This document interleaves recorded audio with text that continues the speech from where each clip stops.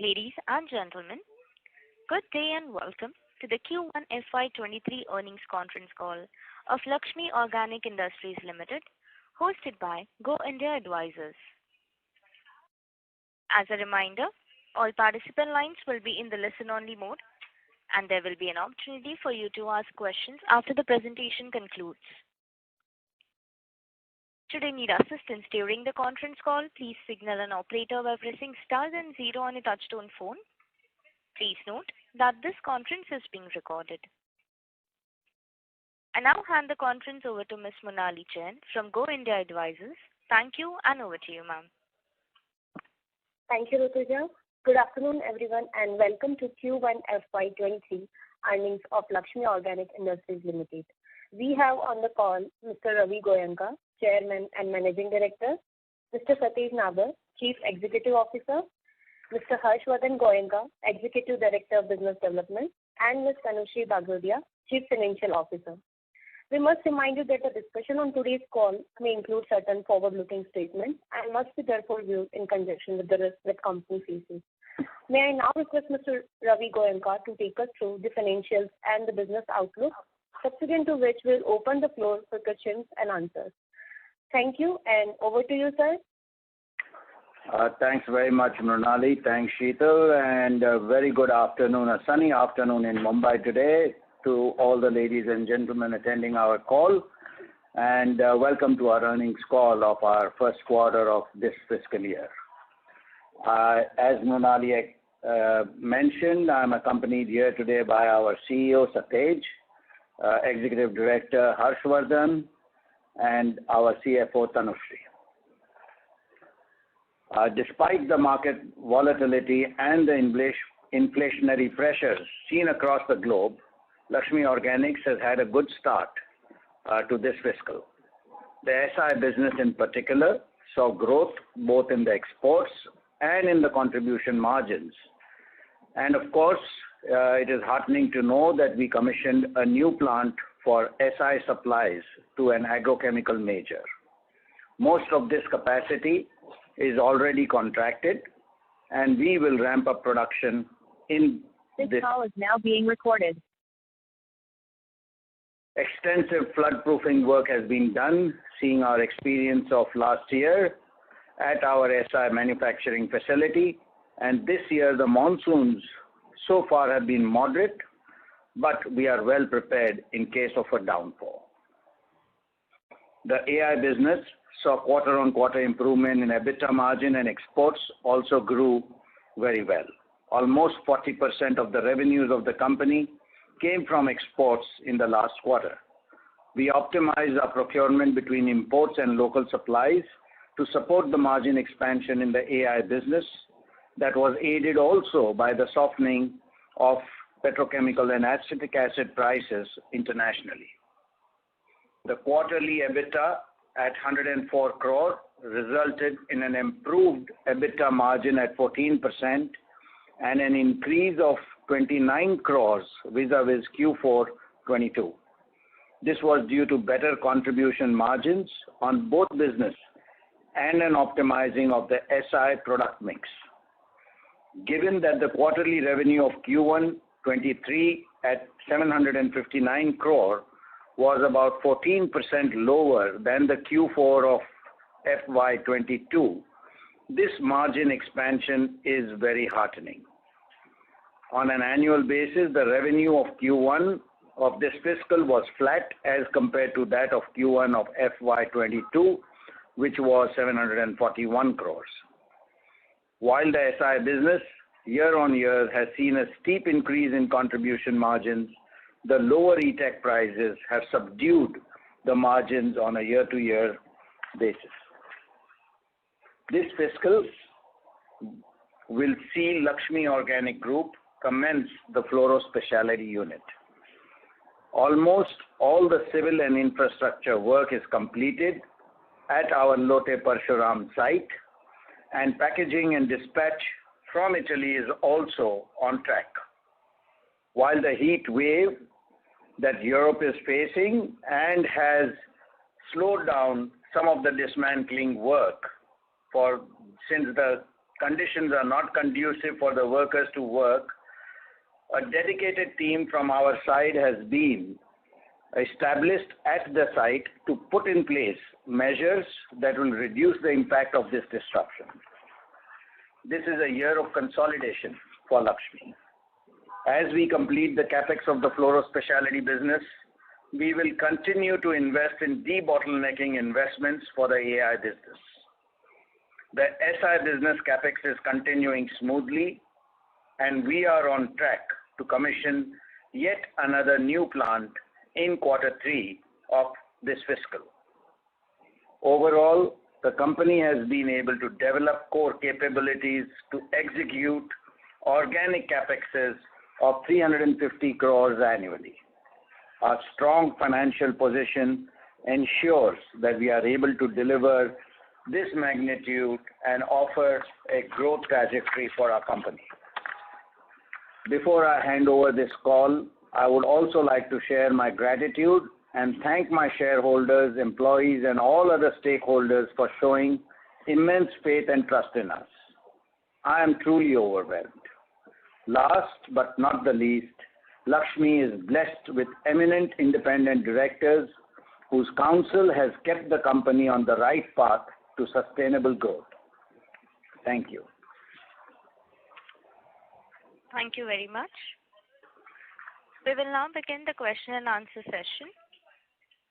Anyone who wishes to ask a question may press star and 1 on the touchtone telephone. If you wish to remove yourself from the question queue, you may press star and 2. Participants are requested to use handsets while asking a question. Ladies and gentlemen, we will wait for a moment while the question queue assembles.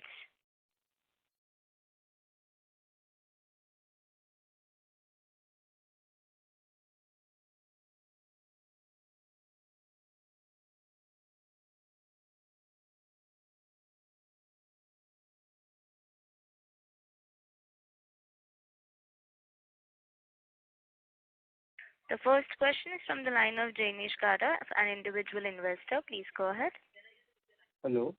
Yeah, good afternoon. I have two sets of questions. One question is, in standalone financial revenue from operation is 8,036 million, whereas in consolidated it is showing 7,566 million. Why it's in consolidation there is a less amount of revenue from operation than from standalone? And next question is, last year we had a flood in one of our plant during monsoon.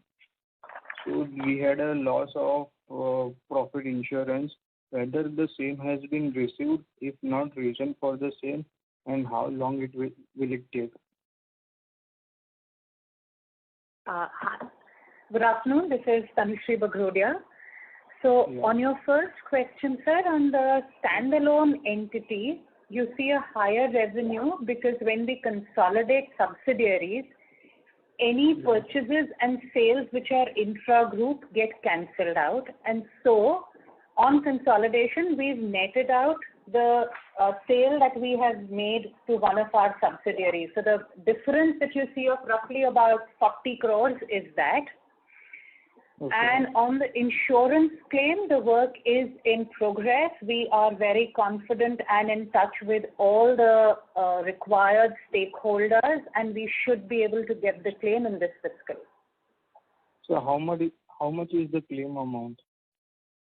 Sir, in the annual report, you'll find all the details.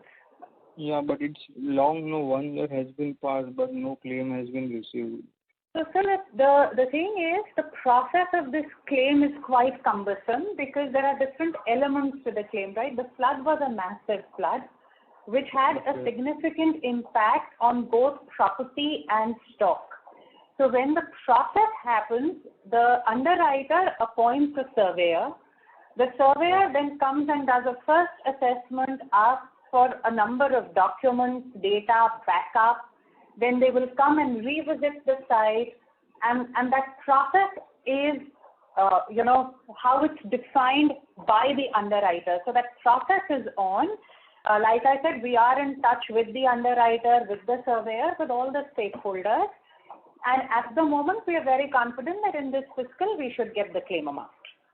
In this financial year, it will be done. Yes, sir. Oh, okay. Yeah. Thank you.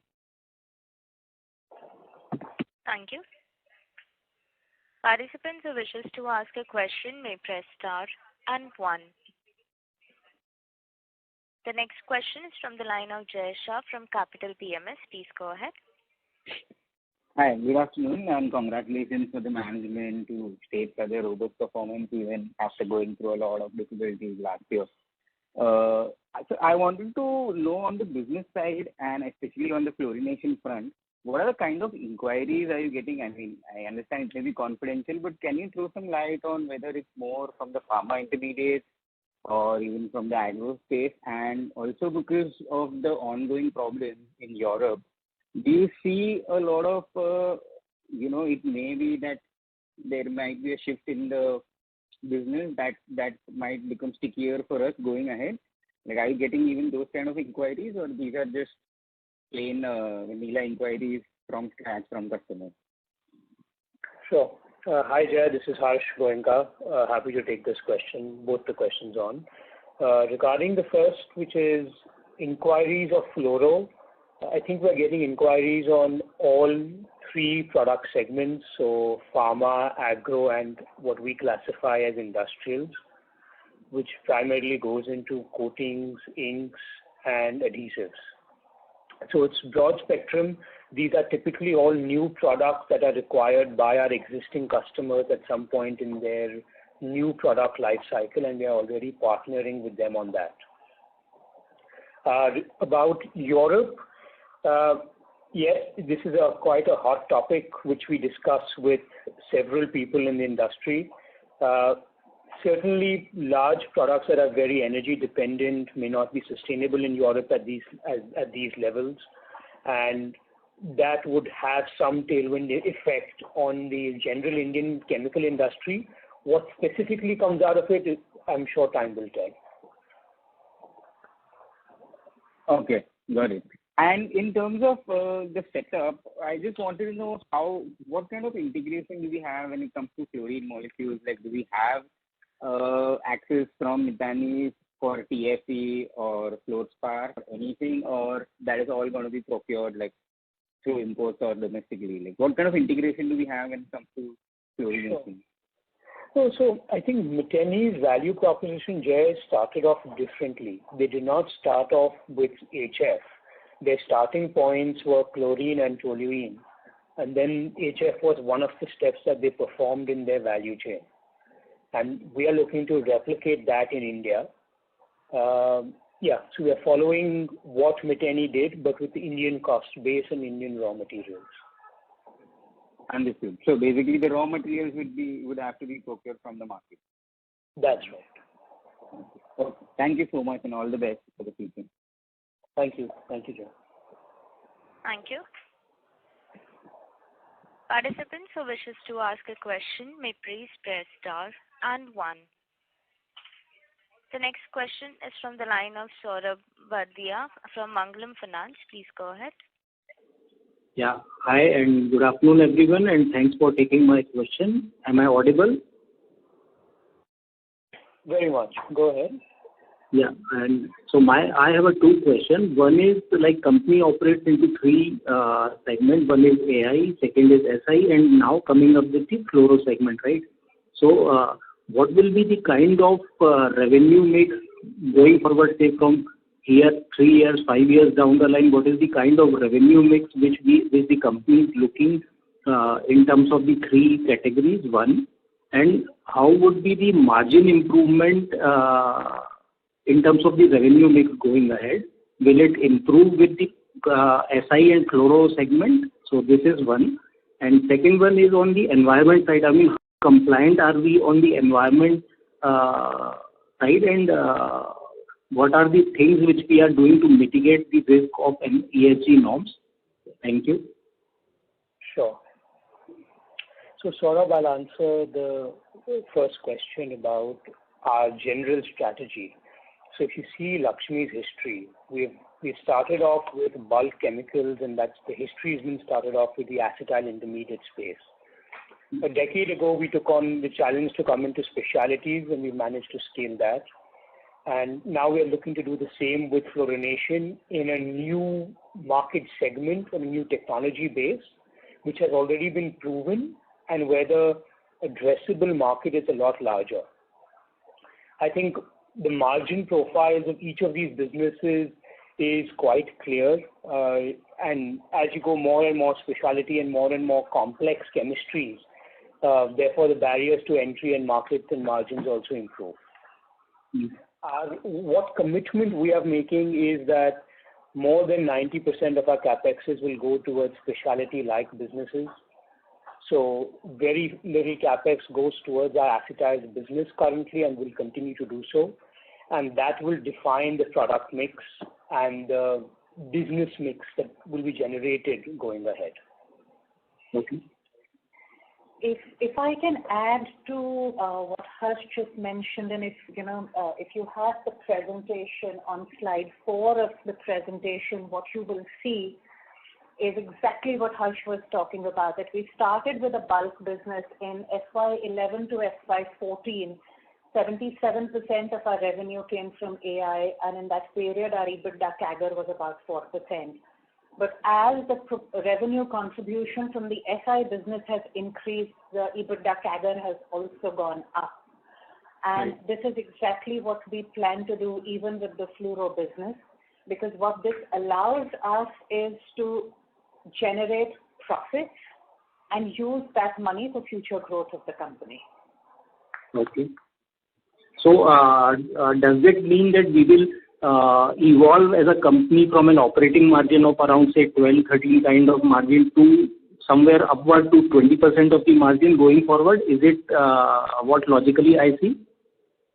So I'll leave that number for you to estimate, but what we are committing is where our capexes and efforts are going and the kinds of businesses we are getting in. Okay. So in line with this, we are saying that we will be doing around, say, 350 crores of capex annually. So what is the kind of own accrual and debt mix which company is looking forward? So if you look at the current financial position, right, we also have unutilized proceeds from IPO of about 110 crores. Okay. We have sufficient internal accruals as well, and the balance sheet is completely unleveraged.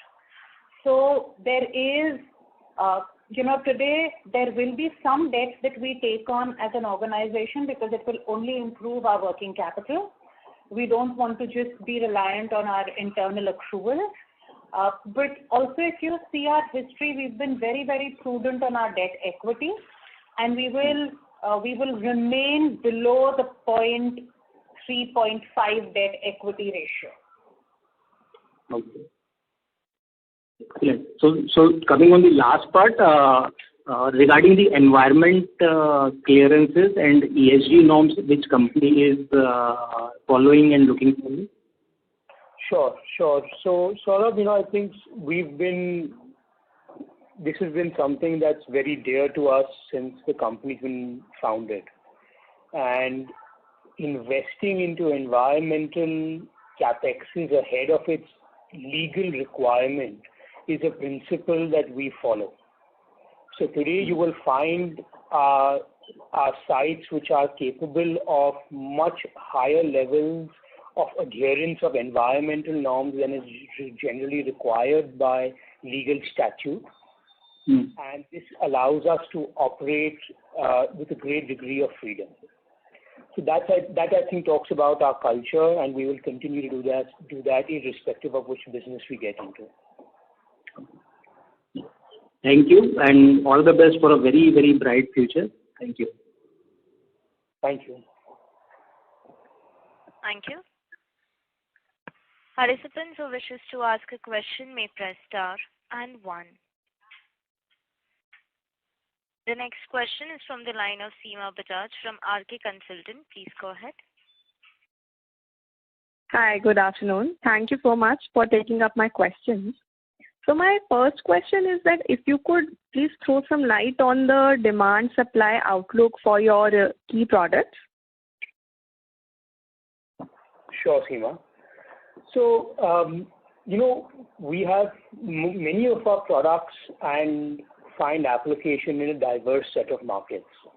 So given Laxmi's global supply chain, we've been able to move product across different geographies as well. So if you notice, our acetyl segment had a slight increase in its export ratio the last quarter, primarily because we found some other markets being more fruitful than others.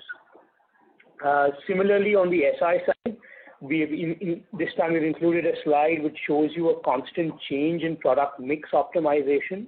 So the mix allows us to serve different market segments because they're so diversified. So being not really concentrated gives us flexibility to not only operate different products but also serve different industries irrespective of the cycle that they're going through. Right.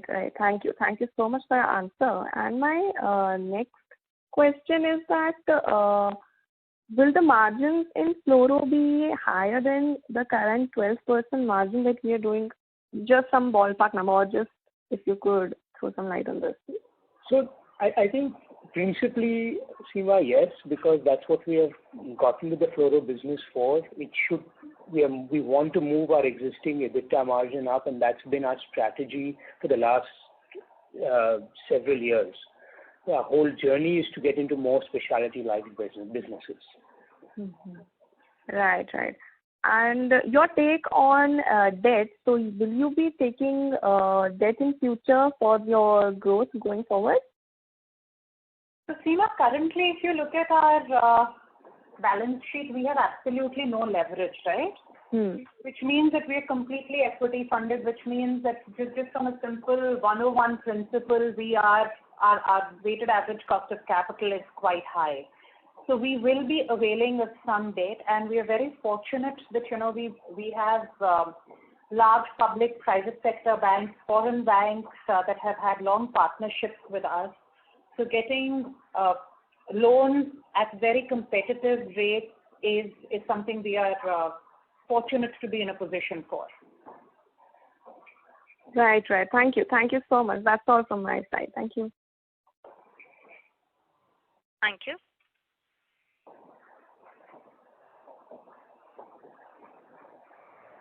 The next question is from the line of Abhishek Navalgund from NBIE. Please go ahead. So my question is mainly on the product profile in the fluorination business. So just would like to understand what sort of product profile we will be having, and in comparison to, let's say, what Navin and SRF are doing in the specialty chemical space, and in the initial years, what would be the margin expectation in this business? Sure. So fundamental difference with what Miteni used to do is they would do only fine and specialty chemicals. The entire refrigerant gas space is not something that we are looking at as a business. Now, within the fine and specialty chemical, the products that Miteni would manufacture, none of those products were produced in India at that time.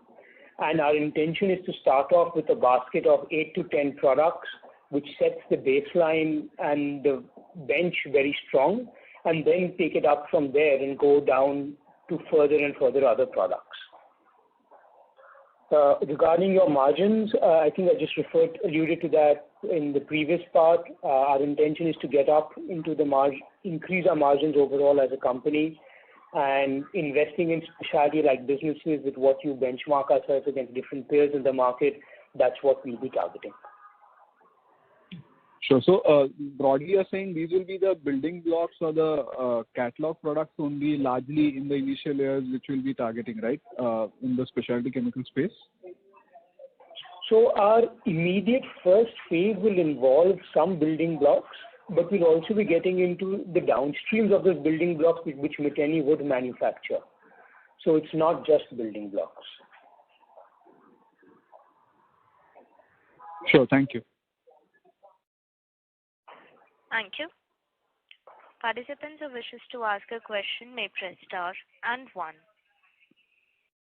The next question is from the line of Rohit Nagraj from Centrum Broking. Please go ahead. Yeah, thanks for the opportunity. So first question is on acetic acid. So last couple of months we have seen that prices have declined quite a bit. Any particular reasons for the same, and are there any demand-related issues for the downstream products of acetic acid? Thank you.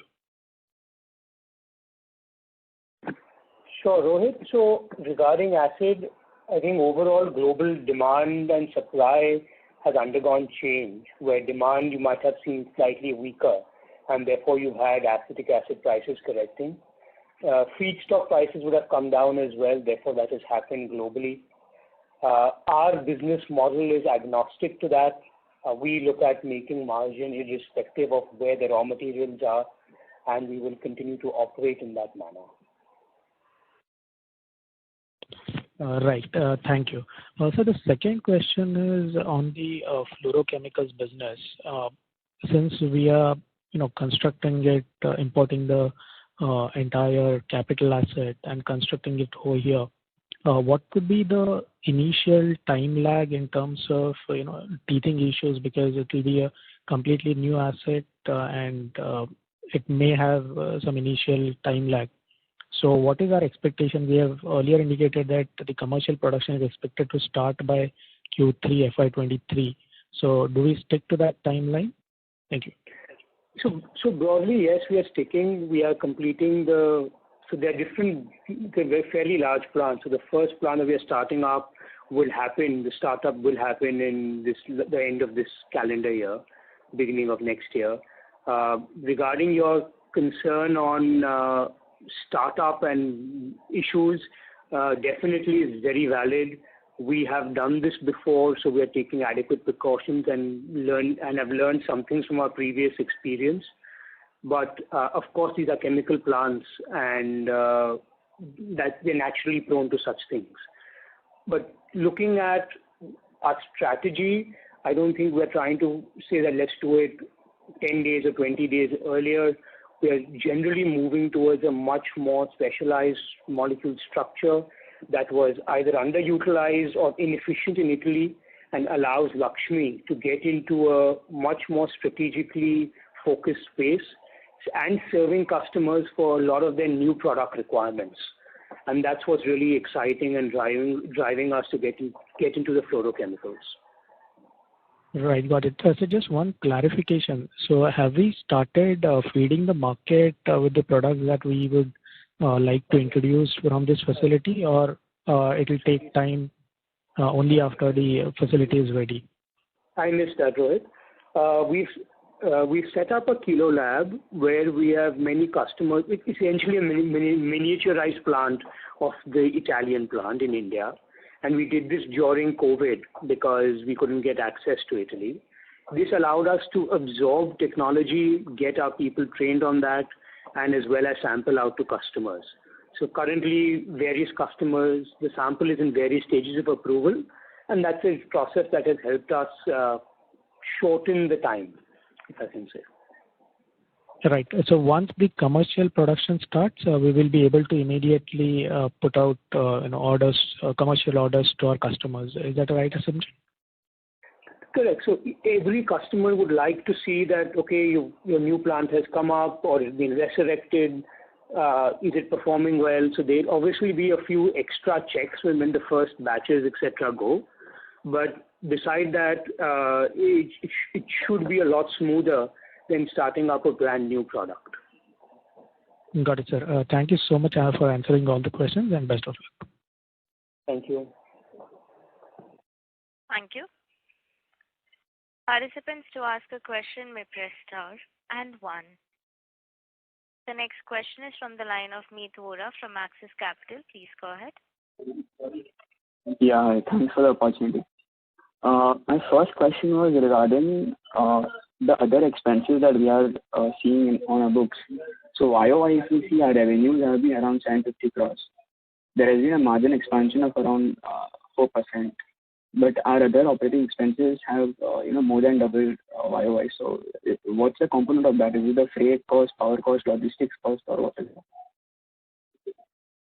Yeah, Meet, Tanushree here. So Meet, on the other expenses, you are right.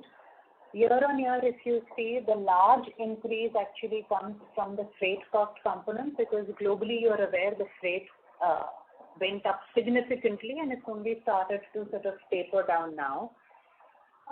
Similarly, there is a cost expansion that has happened on coal and on electricity, and that also has had an impact. So those are the two major components. The third component year on year, which has had an impact to some extent on the other expenses, has been the diesel cost, because the domestic transportation, the road transportation costs also go up. All in all, other than these three large elements, the cost elements which are in our control have either been very prudently kept under check, or we've also tried to reduce them where possible. Sure. So these costs might be primarily affecting the AI business or SI business? So these costs affect both, right? Because your exports are for both products, your imports are for both products, you use electricity in both plants. So the costs actually impact both AI and SI. What we've been able to do, and you will see a slide on that in the presentation, what we've been able to do is optimize the product mix of the SI business. And as a result of that, what has happened is that our overall contribution margin for the SI business has seen an expansion. So we make sure that where we can, we optimize our product mix and keep expanding on the contribution margin annually. So even on the year-on-year result, where you are seeing that the overall EBITDA has gone down, actually the contribution margin of the SI products has gone up significantly. It's 35% if you see it on that slide. Go down. Yeah. If you go to slide 8 on the presentation, you will see that if I rebase my contribution margin percentage to 100 Q1 FY22, the contribution margin percentage today has grown to 135. Yeah. Understood. So this contribution margin includes our power cost as well? So when we exclude power cost while calculating this contribution margin? Yeah. So this contribution margin includes it's your landed cost of your raw material. It includes your power cost. It is your complete variable cost. Sure. So then the impact which we are able to see on the EBITDA on a console level should be more from AI side, right? Because there has been margin expansion because of better product mix, despite a higher power cost. Absolutely. So the product mix has also changed.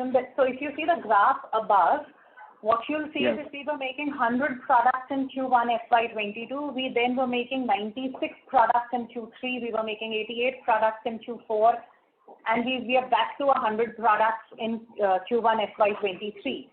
Now this doesn't mean the same product, right? The basket has moved.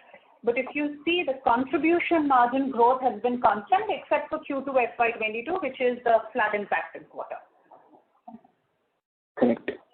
Sure. Great. And my second question was regarding the fluorination business. So, the basic building block that we require for fluorination is HF. Now, have you already contracted volumes of HF from our sourcing guy for our prospective requirement once our plant starts, or how are we getting it? Because, what I'm able to understand is that India has 4 major players in H, that is SRS, Navin Fluorine, GFL, and Tenfac. And the other 3 of them are using it, captively. So only Tenfac is having HF to sell it readily in India. And so are we backward integrating or are we procuring it from Tenpack or how is it going to happen? So, Meet, Harsh here, take the question. Regarding HF, I think our fundamental is that our requirement for HF remains fairly small. Our focus is not just fluorination, but fluorination is one of the steps among many that we are doing. The European market was living in for 60 years until today, since McKinney's existence, with buying HF in the market. So yes, we will be doing that, and that is our intention. Plus, we are not seeing any product overlap with the existing players. Therefore, we are seeing this not as a major issue. Sure. So the transportation of HF in tankers or availability of it in high pressure environment for chemistries, etc., is not an issue. No, it's been done globally. So globally, it's been transported overseas. I think every chemical has its own hazard, which you have to have scientific study to control, and that's how it's transported. Okay, understood. Thank you so much, and best of luck for the future. Thank you. Thank you. Thank you. Participants who wishes to ask a question may press star and 1. The next question is from the line of Ayog Ranjan from IIFL Asset Management. Please go ahead. Yeah, thanks. Just a couple of questions. So first on the acetyl intermediate business, could you just help me understand in terms of the contribution margin? We are mentioning that we have seen 30% quarter-on-quarter improvement.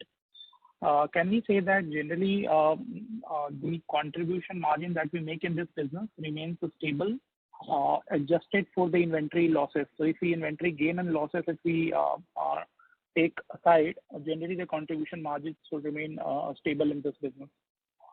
Can we assume that? Yeah, so I'll answer that. I don't know about the number that you mentioned, but yes, very, very much true. If you take out the inventory ups and downs, the contribution margin in the last 5-7 years has trended upward. And the reason for that is that we have a very large site, and that enables us to expand at the same cost base. So as we do that over years, you'll find our contribution margin slowly increasing. Got it. And recent. Alok, just to clarify, the 30% growth in SI contribution margin percentage expansion is year on year and not quarter on quarter. Got it. Perfect. And the recent correction, you put a chart in the presentation in the acetic acid FOB prices, the correction that we have seen, has it already factored in the current quarter, or we can expect that impact to come in the subsequent quarter? The acetic acid prices correction that is there, that has helped the margin expansion in the AI business in Q1 FY23, along with the fact that we optimized purchasing locally versus importing. So acetic acid prices correction will lead to inventory losses, right? Our inventory holding is not very long. So Alok, I don't know why it would lead to a loss, because we don't hold on to raw material inventory for a very long period of time. Our longest inventory holding period time is, let's say, about 30 days and no more. Got it. In terms of SI business, just wanted some clarification. One is that the contribution margin rebasing that you have given on the base of Q1 FY22, we have seen significant growth. Is it only because of the better product mix, or it's also because of the tightness in the market in terms of the kind of the product that we do, or going into or selling higher in the overseas market like Europe, and we are also talking that we have recently entered to US. So is it a combination of multiple factors, and what are the sustainability in that improved contribution margin in SI? Sure. No, so I think, it's been fairly strategic the way we have gone about the SI. To do that consistently, it's been strategically done many years back. Of course, international markets was one, new product innovation, introductions was the other. Some amount of operational excellence was there as well.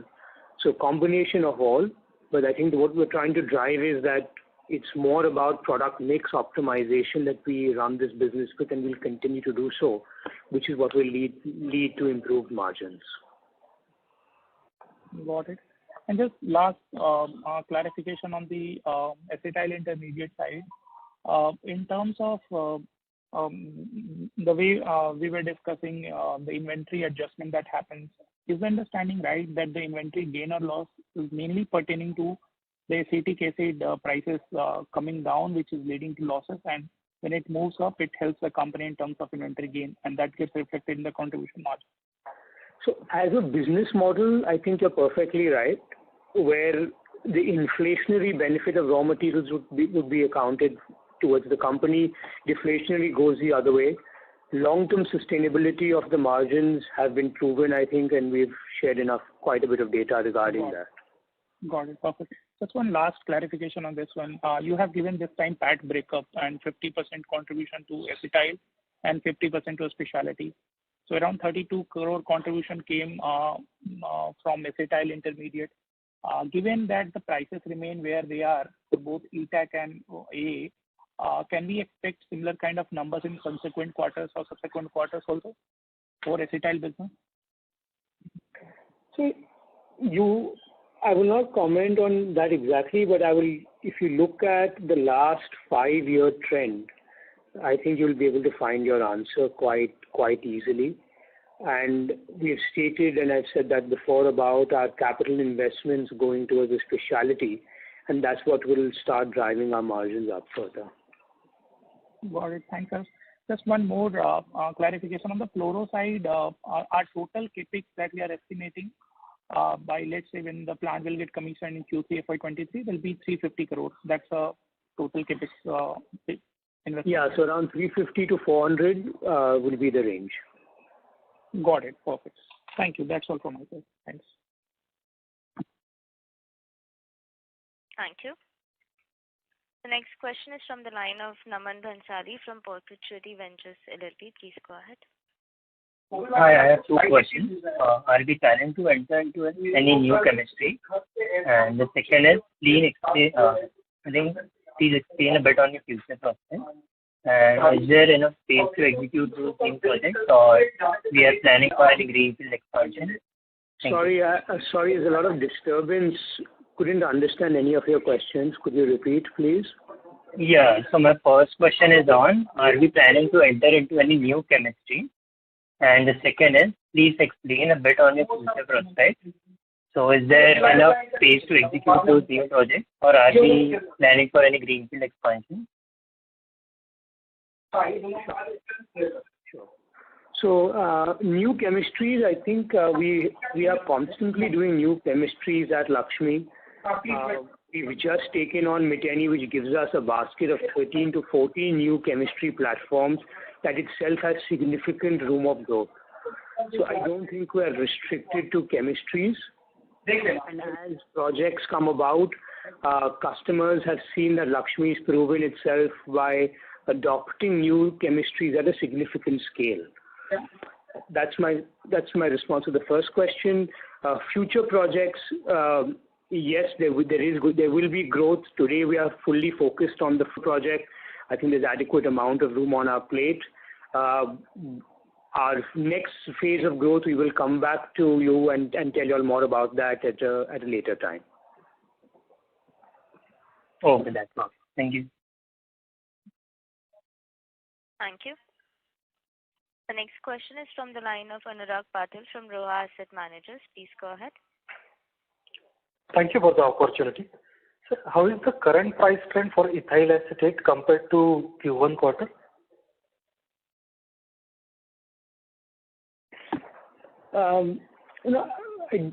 If I could predict price of ethyl acetate, oil, etc., I think we'll make a lot more money than what we are. So we don't like to predict, to keep it simple. Our business model is agnostic of raw material or finished good prices. We've got to make margin on that, and that's how we are running our acetyls block. Okay. So, sir, I'm not asking about the future prices. Whatever the current trend means, it is decreasing or increasing. That's the only thing. Till now in the Q2, for 30 days only. It's immaterial to our business, and I wouldn't be able to. We wouldn't have a perspective on that. Just to highlight to you, in the last quarter, if you look at the acetic acid, if you look at the ETAC FOB graph that we've shown, right? You will actually see that there was a decreasing trend, but in our case, the domestic prices we could maintain flat, right? And I think that's what we believe in. Given that we have a sizable capacity, gives us the opportunity to be a consistent and a reliable supplier, both of quality and quantity, to our customers, and that helps us maintain a certain price level in the market. Okay, ma'am. That's it from my side. Thank you very much. Thank you. The next question is from the line of Rupesh Tatia from IntelSense Capital. Please go ahead.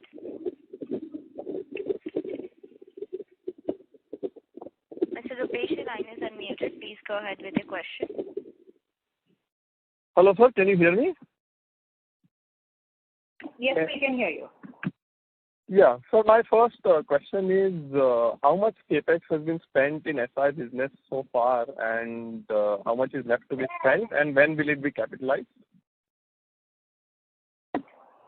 Sure. Just give us a second. We're just getting the number. We will capitalize we are hopeful of capitalizing the capex, the entire plant this year, because we should be able to commission by the end of this fiscal. By the end of FY22, we had spent about 152 crores, and in this quarter we spent about 30 crores more. So till now we've spent about 180 crores till the 30th of June 2022, and there is a balance of about 150 crores more to be spent. Okay. And what kind of asset turns do we expect from this investment? So on the asset terms, I think the way to look at the two ways to look at this, the total business of Laxmi, right? One is you can look at it overall.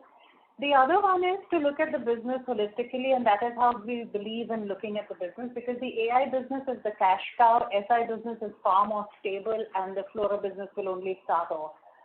So if you look at the SI business as being the base of asset turnover, the AI business will always be about 30% more asset turnover than the SI business, given that there is no capex that is happening. Whatever we do will only be debottlenecking. And the SI business, given that the capex is largely happening now, the asset turns will be about 30% lesser than the SI business. Or just to add to what Tanushree is saying, because FI is a greenfield site, your asset turn will be slightly lower, and as we are able to add on more and more blocks, that's when it significantly improves. Because But what is that number? Is it 1.5x? Is it 2x? Is it 2.5x? What is the number?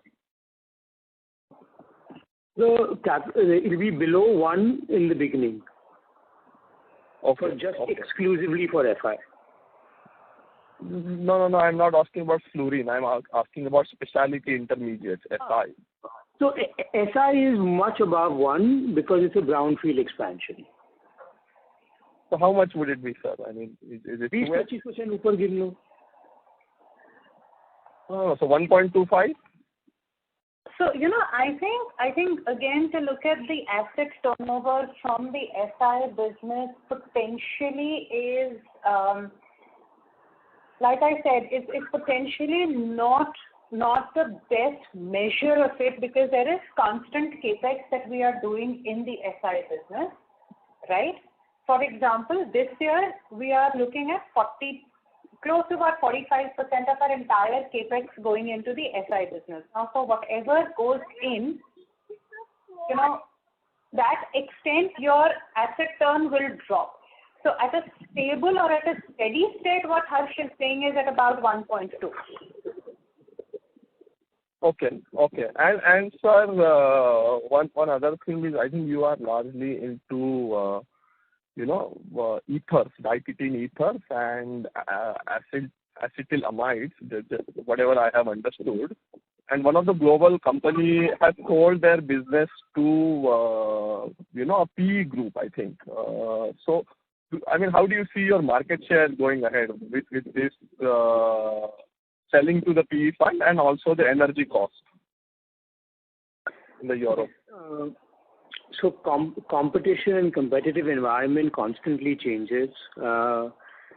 I think we're agnostic to that. Our strategic focus has remained to get into some international markets because of demand pull reasons. And our new product basket that we get into tend to be more specialized and focused with end customer contracts. That's remained our strategy. That's why we went IPO to get money and to put up plans for this very purpose. Regarding energy prices, indeed, you will have a larger impact on European players for energy today. So many of our competition in both our segments would be European players, and that can have an impact if and what is yet to be seen fully into the market. So I mean, let me ask you in a simple way, sir. What is our market share today, and where do you see this market share in diketene business in, let's say, 3 to 5 years? So I will not give that number out straight, but what I will give you a strategic intent, right? And as this has been stated publicly before and written down as well, we've had more than a 50% market share for domestic, and we were fairly insignificant internationally. We managed to move that curve, and we will continue to do that where products with margins are attractive. And that will be our strategy. We are not necessarily chasing only market share. Okay. Thank you, sir. Thank you for answering my question. Thank you. The next question is from the line of Vignesh Iyer from Sequent Investments. Please go ahead. Hello, sir. Yeah. I wanted to know about this AI and SI capacity. What is the utilization levels as on Q1? If you could share. Sure. So the acetyl block tends to be at fairly high utilization levels, constantly running at whatever best possible. And specialty chemical business doesn't really operate on measuring capacity utilization doesn't give you any result. Therefore, we've shared some information around product mix optimization, which is how we try to drive the business. Right. So as in like when the product mix changes according to that it operates, right? I'm not wrong. That's right. Yeah. Okay. And so there is this in SI there was a new plant commissioned for some high value molecule product for global use. I want to know if as things stand, as the sales already started for the same. Indeed, it has already started and it's been supplied. Supplies have commenced. Okay, and so it started from Q2 only, right? So we will see some revenue contribution coming from that area from Q2. Correct. Yeah. Okay. Thank you. That's all from us. All the best. Thank you. Thank you. The next question is from the line of Saurabh Bhatia from Mangalam Finance. Please go ahead. Yeah. So my question is, with the slowdown in global economy, since 40% of our revenue comes from export, do you see any margin pressure or say slowdown in demand in export market? We see demand pressures across the world, Saurabh. I don't think it's just in India. Globally as well, you do have some amount of contraction of demand. Our strategy and our attention goes towards driving the product wherever we can find the market and the right margin.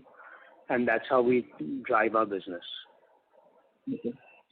And one more question is with the talk of this China plus one strategy, do you see any increase in the demand on Indian companies, and say for a company like Laxmi, do you see increased demand due to this strategy, China plus one?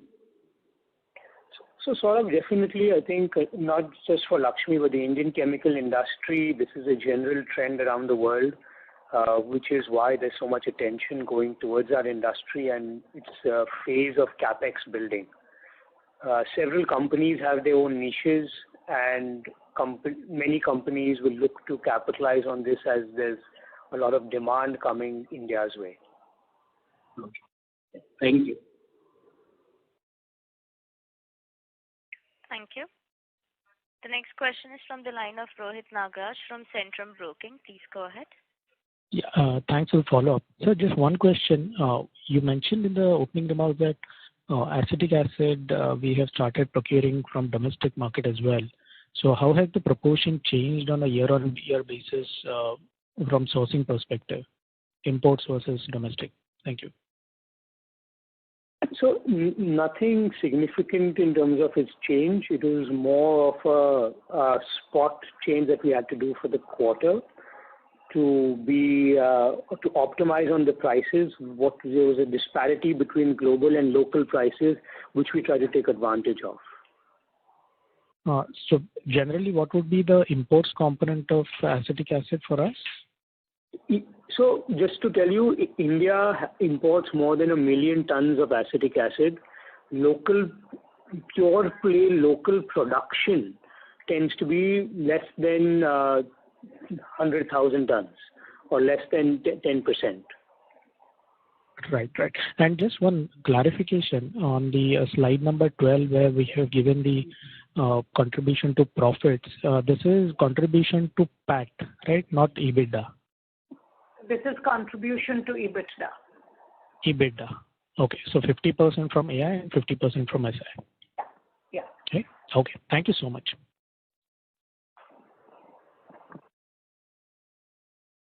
Thank you. The next question is from the line of Shubham Thorat from Perpetual Investment Advisors. Please go ahead. Yeah, thank you for my question and congratulations on good set of numbers. My question is, so what will be the incremental revenue arising out of the new plant of specialty intermediates business vertical? Sure. So we are putting in about 350 to 400 crores of capex, and Miteni at its peak would achieve about 30 million euros of revenue. So we will try and achieve that in a phase-wise manner. Oh. And my question is that do you expect any headwinds in international demand outlook due to the ongoing talks of recession, particularly in US and Europe? So I think recession and demand headwinds are definitely there. That's a global phenomenon. What exact impact will it have on several necessities and things that we do is still a little unclear. But generally, we are seeing some amount of demand contraction globally. Oh, okay. Thank you so much, sir. Wish you all the best. Thank you. Thank you. Ladies and gentlemen, this was the last question for today. I would now like to hand the conference over to the management for closing comments. Thank you, everyone. Thank you for attending the call. I think we've had a good start to the year and looking to continue on this trajectory. Our attention is focused on getting the fluoro specialty chemical plant started, and look forward to talking with you all again. Thank you. Thank you. On behalf of Go India Advisors, that concludes this conference. Thank you for joining us, and you may now disconnect.